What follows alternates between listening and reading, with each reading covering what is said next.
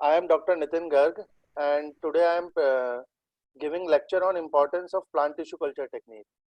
In the previous lecture, Dr. Abhinav has very well defined you about what is tissue culture, what are the aseptic conditions of tissue culture, and what are the various strategies which can be used to make the environment aseptic, make the plant and the material which is used in tissue culture in the sterilized form. Now, in this particular lecture, we would study about various applications of plant tissue culture. What are the various applications of plant tissue culture? In what particular area we can use the plant tissue culture technique for upliftment of agriculture? As we all know that India is an agricultural country, and there is very much of food scarcity of India. So, to overcome that particular type of problem, plant tissue culture can serve as a very best technique for doing all these things. What is plant tissue culture? Abhinav sir has already told you, tissue culture is in vitro aseptic, or even you can culture the whole plant under the controlled nutritional and environment conditions. Nutritional conditions are same as which are present in soil, and we can artificially do this with the help of giving various type of nutrient medium which are having macronutrients, micronutrients, and all the things which are present in the soil. One very important thing in plant tissue culture is that we can produce the clones of the plant. Yani ki the plant which are produced are the identical copy of plant from which we can take the particular part. Those conditions include proper supply of nutrient, pH medium, adequate temperature, proper gaseous and liquid environment. So these 5-6 requirements are the major requirements which are required to undergo plant tissue culture or animal tissue culture. Technology is widely used for large scale multiplication. Nowadays, tissue culture is used for large scale production, large scale multiplication of plants, large scale production of secondary metabolites for pharmaceutical purposes. Apart from this, use of the tool of research, plant tissue culture technique has in recent year, is used is very industrially important in the area of plant propagation, or you can say multiplication of plant. By this, we can produce lot of plants which are of economic importance, which are having ornamental importance, which are having pharmaceutical importance, or importance in the field of agriculture, in food, timber, all those things. Propagation can be done. Disease elimination. Disease elimination is one of the most important aspect, because in previous years chemicals are used for elimination of diseases. You can say fertilizers, insecticides and pesticides are used, which can enter in the water cycle or food cycle and can destroy all the environment, and or you can say it can produce the pollution. So disease elimination, or sir can told you about BT cotton in detail, but in BT cotton, if an insect can bite a cotton leaf, the insect died. So this is example of disease elimination. Plant improvement, we can improve the variety of plant. Production of secondary metabolites, this is also one of the most important aspect, as secondary metabolites are used in pharmaceuticals. Secondary metabolites are used as plant pharmaceutics. Now, next is the advantage of tissue culture. Tissue culture is a very fast technique. Thousands of plantains can be produced in a few weeks time for a small amount of plant tissue. You can heard about bamboo cultivation. Nowadays, bamboo cultivation is very common. Thousands of bamboo are produced with a small amount of plant tissue. Or you can produce the plant which are disease free, which don't have any type of contamination, which don't have mosaic. For example, you can say it as mosaic. By the help, previously you can see that there are certain type of seasonal can have the particular type of fruits or plants throughout the year. So this can also be done with the help of plant tissue culture. So there is no seasonal irrespectiveness. You can get all the fruits and all the vegetables throughout the year. Okay? And there is not a very large space is required for developing new plant by tissue culture. If you are having a small space of 15 by 15, you can establish a plant tissue culture lab in that particular area if you are having a plant tissue culture expertise. Sir is emphasized on a expertization. In plant tissue culture, proper expertization is very important, because at every step there is a chance of contamination, and if a contamination occur either at primary stage or at final stage, your experiment is destroyed. It help up to speed up of the production of new variety into the marketplace. If a new variety come, if a new transgenic variety come, or if a new variety is produced by a breeder, we can make lot of copies of that very early, very quickly, rather than we can do it by proper breeding technique. By the help of plant tissue culture technique, we can make it more easily and more fastly. In case of seed industry, this technique help in maintaining and establishing virus-free stock. It is very important that seed which we are used are disease-free. If the seeds are having disease, because you can see that the seed contain the information how the plant will be. We all know that seed has the information that how a particular plant will grow. What is the color of plant? What is the color of stem? What is the color of leaf? So if a particular seed is having a particular disease, then it is definite that that particular plant is having certain type of disease. Next is, it is the most efficient technology in crop improvement.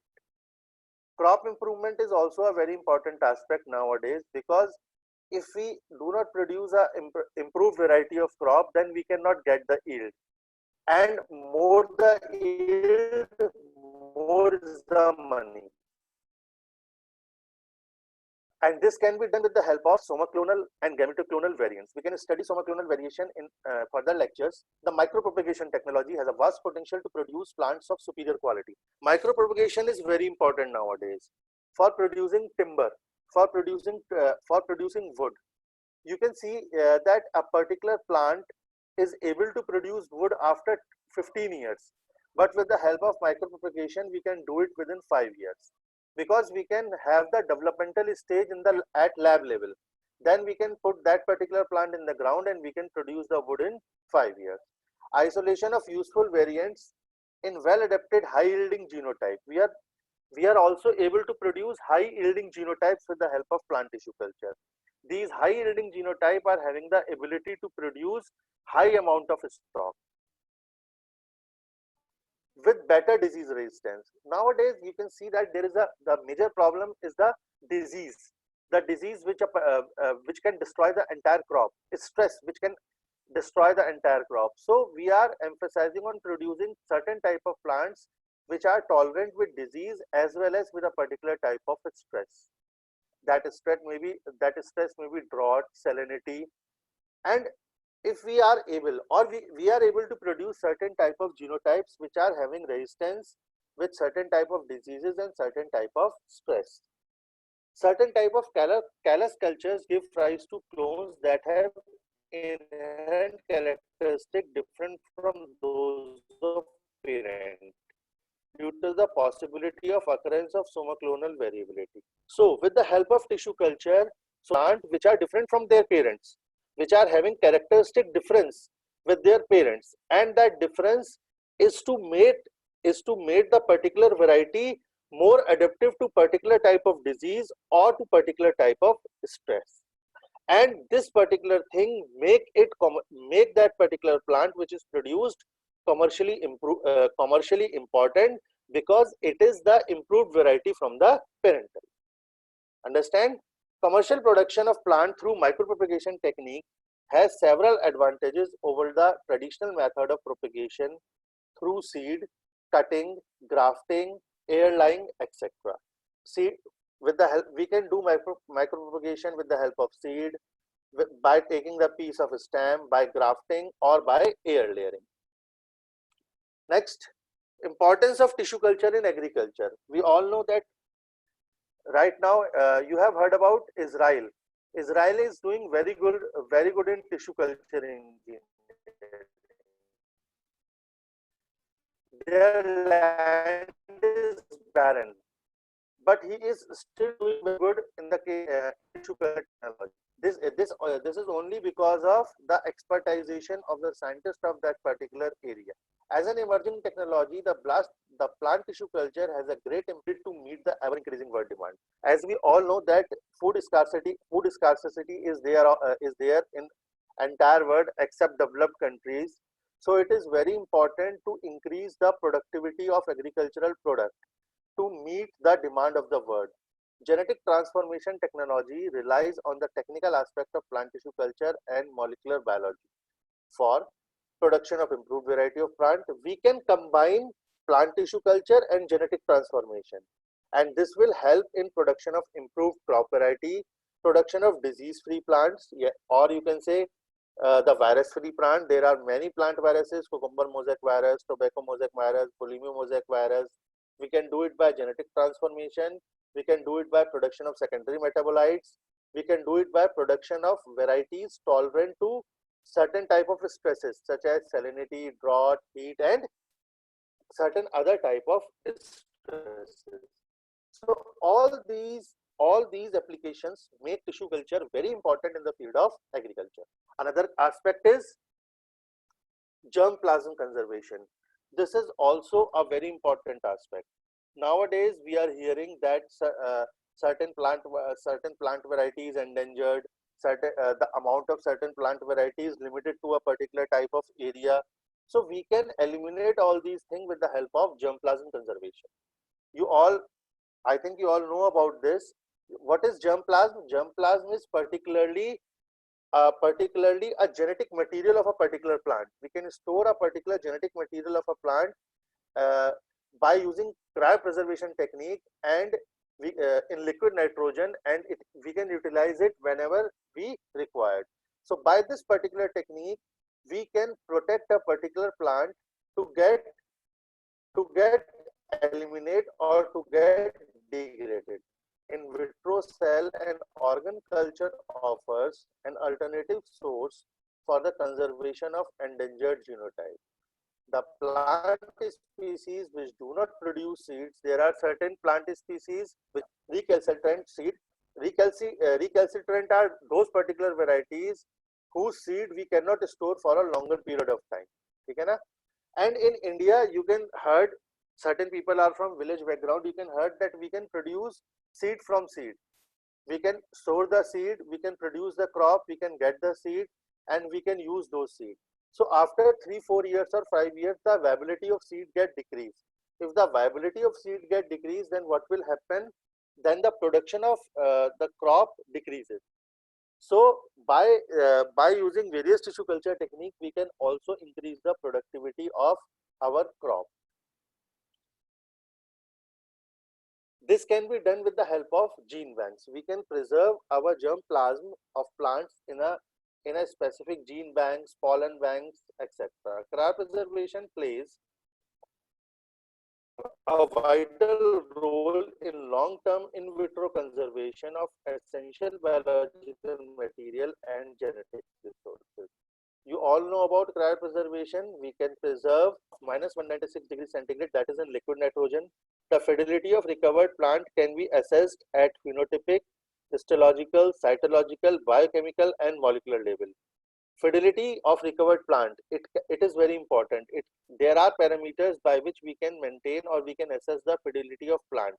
This can be at phenotypic level, yani ki how it looks, histological level, what is the status of the tissues which are present, cytological or genetic level, biochemical level, what are the various constituents present in it, and finally at the molecular level. Although there are advantages, there are certain advantages as well as there are limitations of these approaches to assess the genetic stability.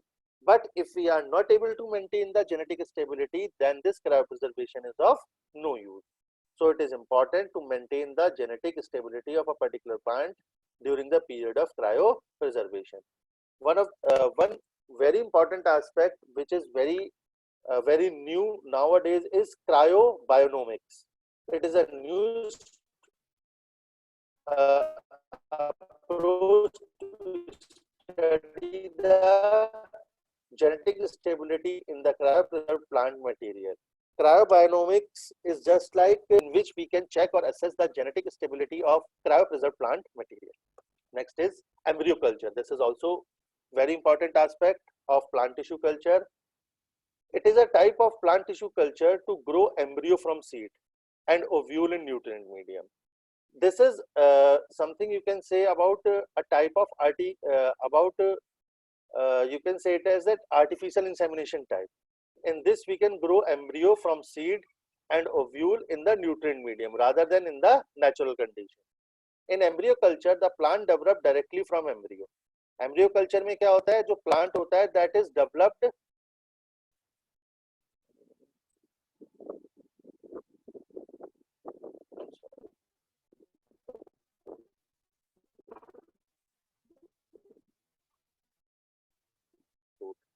So this particular embryo, which is directly developed from seed and ovule, lead to the formation of shoots and root and finally the entire plant.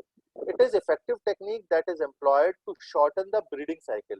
What it help in decreasing the time of breeding cycle of a plant by growing excised embryo. In this, we can cut the embryo and grow it, and this result in dormant. You know about the dormancy period of seed. Lot of research is going on how to decrease the dormancy period of seed.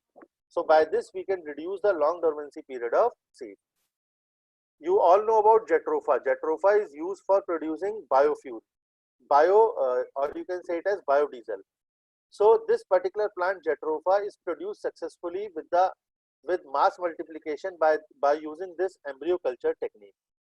We can also undergo conservation of endangered species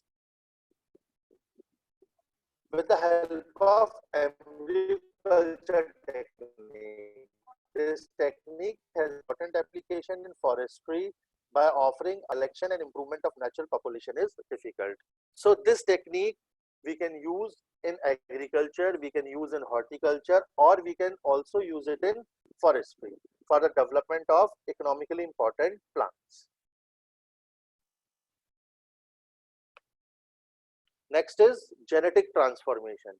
This is how we can include genetic engineering, or we can incorporate genetic engineering with plant tissue culture. Genetic transformation is the most recent aspect of plant cell and tissue culture that provide the mean of transfer of gene with desirable trait into the host plant and recovery of transgenic plant. What we can do in it, we can take a particular gene from a plant which is of economic importance or which can produce certain type of secondary metabolite or which are having a certain type of specific characteristic. We can transfer directly that particular gene into the plant, and you all know if we can incorporate any particular gene into the plant, this will give rise to the transgenic plant. यानी कि transfer of gene, this will give rise to the transgenic plant. The technique has a great potential of genetic improvement of various crop plants by integrating the plant biotechnology and breeding program. I have earlier told about that this is the integration of plant tissue culture and genetic engineering. Here we are integrating plant biotechnology and breeding program. Genetic transformation in plants can be achieved by either, this can be done by two ways. This can be done either by vector mediated, or you can say it as indirect gene transfer, or vectorless, you can say it as direct gene transfer method. If we first we will talk about vector mediated.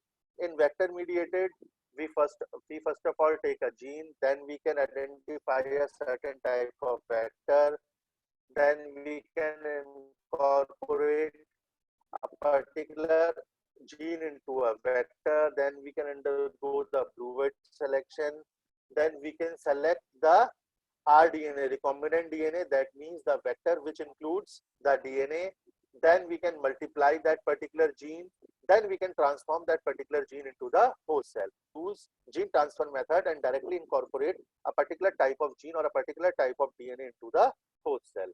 One of the most important method of direct gene transfer, as you all know, is agrobacterium mediated gene transformation. It is a natural vector and it is most widely used for the expression of foreign gene in plant cell. If we can see about other methods of gene transfer, there are electroporation, in which we can increase the pore size of plant cell by providing a field particle gun, in which help in the which help in the penetration of desired gene into the host cell. Ballistic gun role is same. Micro injection, in this we can inject a desired gene into the host plant cell. There are certain chemical methods such as polyethylene glycol and other chemicals are used. Liposuction, liposomes are used. We can transform the pollen, laser induced DNA transfer, and direct DNA delivery. So all these methods are nowadays used for genetic transformation, or you can say for transferring the gene into the, for transferring a particular gene into the host cell. Next is protoplast fusion, or you can also say it as somatic hybridization. What is protoplast?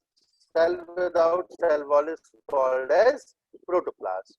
Somatic hybridization is an important tool of plant breeding and crop improvement by production of interspecific and intergeneric hybrids. We can produce both interspecific and intergeneric hybrids with the help of somatic hybridization. In this technique, we can undergo the fusion of protoplast, and important is that those two protoplasts which we are going to fuse belong to the different genome. ठीक है ना? Followed by the selection of desired somatic hybrid cell and regeneration of hybrid plants. This will lead to the formation of hybrids.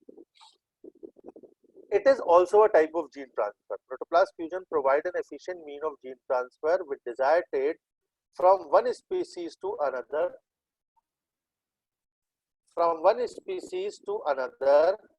and has an increased impact on crop improvement. Nowadays, lot of somatic hybridization can be done for improving the variety of plant or for crop improvement. In vitro fusion of protoplasts by overcoming the barriers of sexual incompatibility. There are certain plants. We can recently talk about seeds which are not able to grow. So this particular technique, which we can say it as somatic hybridization, is very commonly used for particular type of plant which are sexually incompatible.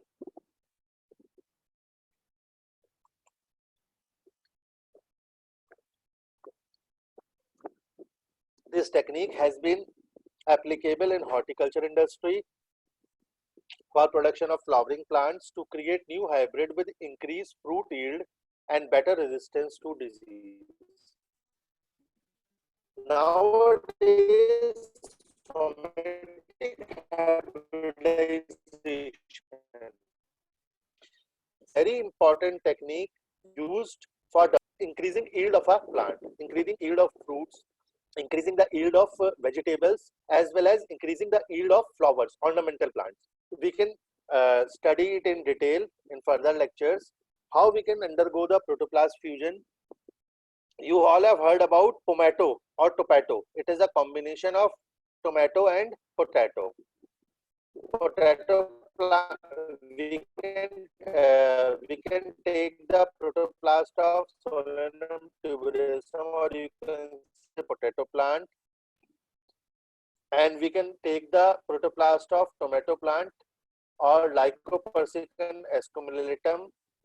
We can use the in this we can use a chemical, fusogenic chemicals, for undergo the protoplast fusion. Protoplast fuse, heterokaryon is put that fused protoplast in a plate, in a petri plate, in a nutrient medium plate.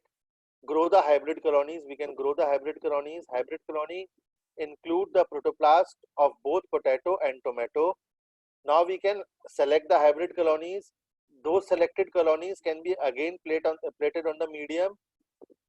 Now those selected colonies or hybrid colonies which are very good in selection can undergo the formation of callus. Callus is formed, and that particular callus is you can get the hybrid plant. Hybrid plant may be pomato, is the combination of both potato and tomato, or it is tomato, combination of tomato and potato. So this technique is nowadays widely used. You can also heard about edible vaccines. We can increase the amount of calcium or iron in banana. So those particular edible vaccines are those vaccines in which we can use fruits and vegetables to and directly incorporate certain type of pharmaceuticals in those particular fruits and vegetables which we are using in our daily dietary requirements. Okay, so protoplast fusion is very important technique or is very much utilized in producing edible vaccines nowadays. Next is haploid production. Haploid, the tissue culture technique enabled to produce homozygous plant in relatively shorter time period through the protoplast and you can use either protoplast, you can use anther or techniques. Conventional breeding techniques are equally important, but nowadays if you want to decrease a time of growth, you can use these new techniques which are called as for producing homozygous plant by using either protoplast or using anther or using microspore cultures. Haploid, what are haploid? Haploid are sterile plants. Haploid plants are not don't have the ability to produce seeds.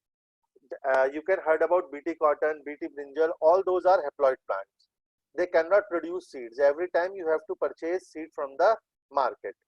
Haploids are sterile plants having single set of chromosomes which are converted into homozygous diploid by spontaneous or induced chromosomal doubling. The doubling of chromosome restores the fertility of plant, resulting in production of double haploids. By this we can also produce double haploids from haploid plants which are having the potential to become cultivar. By this we can produce the new variety of plant by using two sets of pre-existing plant. So we can produce the particular plant which are having the characteristic of both plants which are used as parent. The technique has a remarkable use in genetic transformation by the production of haploid plants with induced resistance to various biotic and abiotic species. We can also produce the plants by using this technology which are having the resistance, or we can induce the resistance for certain type of biotic as well as abiotic stresses. Introduction of genes with desired trait, we can also introduce new gene having desired trait which we are required at haploid state.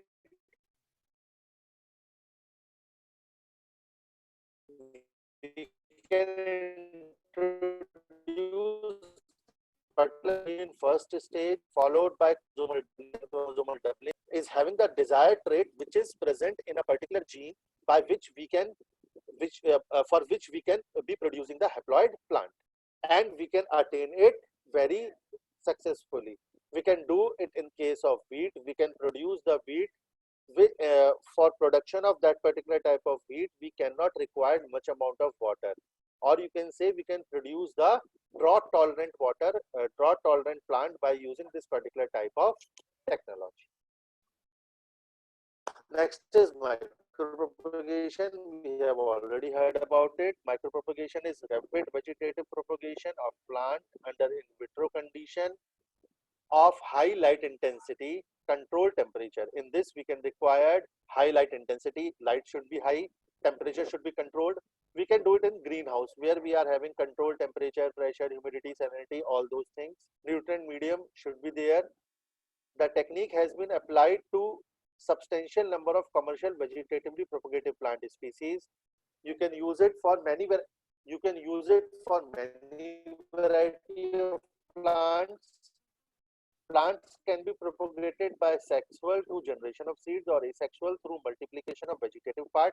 We can use both sexual and asexual type of technique for propagating or producing the plant. First of all, we have for doing micropropagation, first of all, we have to undergo the selection of plant tissue, or you can say it as explant. from a healthy, vigorous mother plant, you can take the part of plant which we are using for growth, or you are using for micropropagation using as explant should be healthy. Any part of the plant can be used as explant. It may be leaf, it may be apical meristem, it may be bud, or it may be a root, can be used as a explant. So here is the flow chart how we can undergo micropropagation. We can take a plant material, we can undergo surface sterilization, we can cut the explant, we can then we can sorry, then we can culture it into the solid medium with the help of hormone. Here the concentration of hormone which we are using is very important, because the concentration or the type of hormone which we are using at this particular stage will determine that what are the basic characteristic of plant which are produced. It may be callus. Callus we can undergo organogenesis. Organogenesis may lead to either rooting or shooting, or callus we can undergo embryogenesis, or we can produce embryoids, and we can produce the rooted platelets. We can produce the plant which are clones or which are the identical copy of plant material which we are using in the which we have used initially. So here you can see that the yellow one are product and blue one are the process. So we can here we can see that we can take the plant material, we can undergo surface sterilization, we can cut the explant, we can achieve the sterilized explant, then we can culture those sterilized explant into the medium containing hormone. By this we can get the by this we can either get the callus, or we can undergo the plant by organogenesis. In organogenesis, root and shoot both are. If callus is produced, we can undergo embryogenesis. By embryogenesis, we can get culture into the hormone-free environment by burning, growing soil, and produce the plants. And those plants are identical or similar to the plant material which we have initially taken. Next one of the most important aspect is somatic embryogenesis. Somatic embryogenesis is an in vitro method of plant regeneration widely used as an important biotechnology tool for sustained clonal propagation. This is important as we can undergo the clonal propagation. We can produce many particular type of high yielding or high variety plants with the help of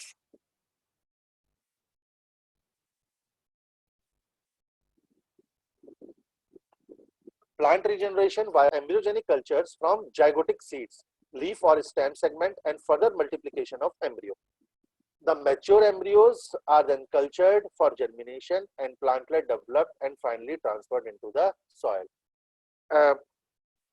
Somatic embryogenesis is nowadays very important technique. It is a very important biotechnological tool to produce the embryos. This technique is very much common in those particular plants where sexual reproduction does not take place.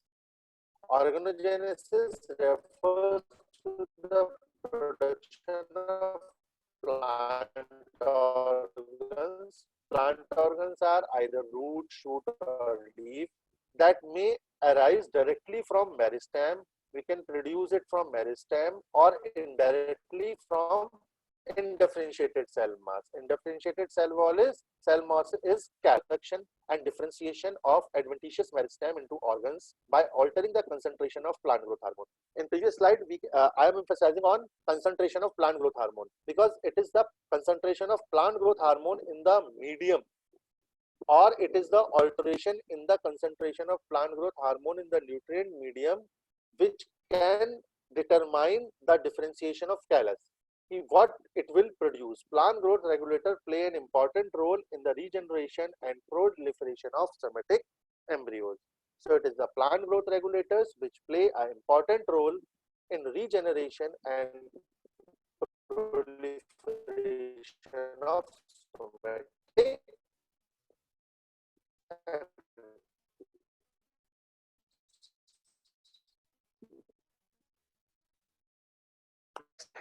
and one of the most important aspect is the use of tissue culture in pharmaceuticals. As we all know, there are many secondary metabolites, there are many uh, uh, metabolites which are used. I'll say that there are a lot of materials are used nowadays as which are nowadays used as plant pharmaceuticals. Plant cell and tissue for controlled production of varied and useful secondary metabolites. It is used for of medicinal compounds from plant using biotechnological approaches, specifically plant tissue culture, and it has a potential to produce to use the traditional agriculture and plant tissue culture. It's really important bioactive plant metabolites. We can these particular type of bioactive molecules can be produced by using cell suspension culture or by using bioreactors. In this, we can undergo large scale culturing of plant cell for the production of secondary metabolites, or you can say we can use cell suspension cultures for extracting the secondary metabolites from plant. There are certain type of bioreactors which are using for mass cultivation of plant cell nowadays. Number of medicinally important alkaloids, terpenoids, steroids, saponins, phenolics, flavonoids, amino acid, anti-cancer drugs, recombinant protein, food additives, they all are produced, they all are the bioactive material of plant, they all are the secondary metabolites, and they all are produced nowadays by using tissue culture, by using bioreactors.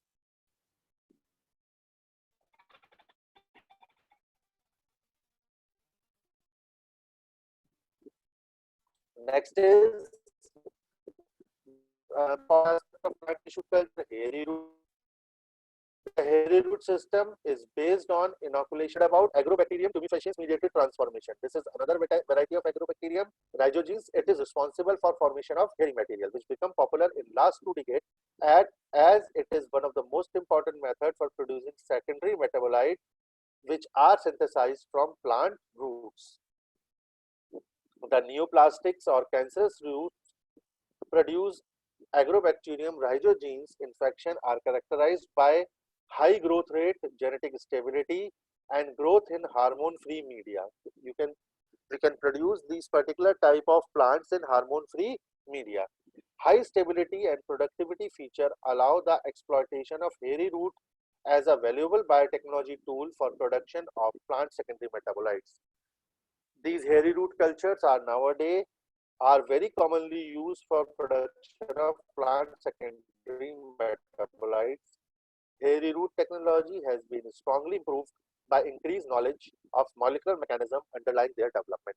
So we can nowadays we can very much emphasize on understanding the molecular mechanism of Agrobacterium rhizogenes, and more or less we can have the conclusion that those particular hairy roots of Agrobacterium rhizogenes are very much utilized nowadays for extracting the secondary metabolites from plant and then scale up them by using bioreactor and produce the secondary metabolites. So there are certain current and future aspects or status of plant tissue culture. If we can talk about past decades, plant cell biotechnology evolved a new era in the field of biotechnology. That is, the main focus is agriculture is one aspect. Agriculture is the continuous one of the most aspect which these secondary metabolites are biologically active and they are used for the production of pharmaceuticals. During the second half of last century, the development of genetic engineering. Now, the combination of traditional breeding and genetic engineering and plant tissue culture. This allow the appearance of improved new agriculture products, which have occupied an increasing demand in productive system of several countries worldwide. one of the most promising method of producing protein and medicinal substance such as antibodies and vaccines can be done by producing transgenic plants. So the plant and the plant which is developed by tissue culture, rather they are working as same. But if we can have but the difference comes at the state of acclimatization. It is more harder to acclimatize transgenic plant than the plant which is produced by tissue culture. So the one of the advantage, one of the edge of the advantage is that the chances of acclimatization increases more in the plants which are produced by breeding or with the plant tissue culture, rather than the plant which are produced by using genetic engineering or the transgenic plant. Transgenic plant represent an economic alternative. Plant-made vaccines are antibodies are especially striking plant are thus reducing screening cost of virus and bacterial toxins. So plantibodies is one of the very new technology which is incorporated with plant tissue culture, and nowadays this particular thing is very much used for developing pharmaceuticals by using bioactive component of plant and producing secondary metabolite or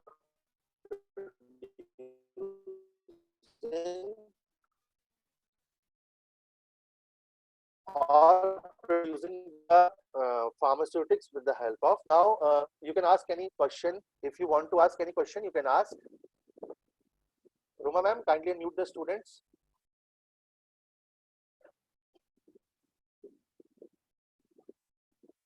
Abhinav sir, kindly unmute the students.